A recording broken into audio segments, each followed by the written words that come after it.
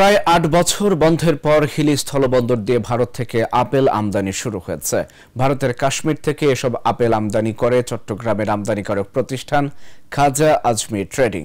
রোববার দুপুরে ভারত থেকে আপেল বোঝাই ট্রাকটি হিলি স্থলবন্দরে প্রবেশ করে।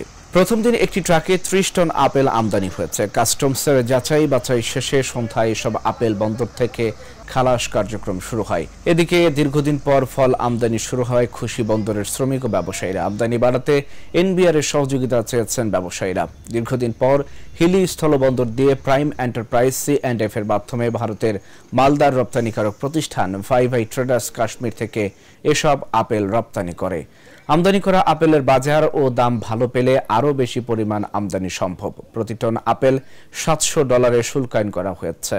যেহেতু আপেল কাঁচা পণ্য, তাই দ্রুত ছাড়করণে আমদানিকারকদের সব ধরনের সহযোগিতা করা হচ্ছে বলে জানায় সংশ্লিষ্টরা।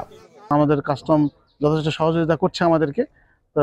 সকলের সহযোগিতায় আমরা চাই যে হিলি স্থলবন্দর আরও সকলে ব্যবহার করুক এবং ফল শুধু না, যে কোনো পণ্য হিলি স্থলবন্দর ব্যবহার করে এখানে আমদানি রপ্তানি বাড়ুক এবং এলাকার লোকজনের কর্মসংস্থান বৃদ্ধি হোক, এই আর কি আমাদের বক্তব্য।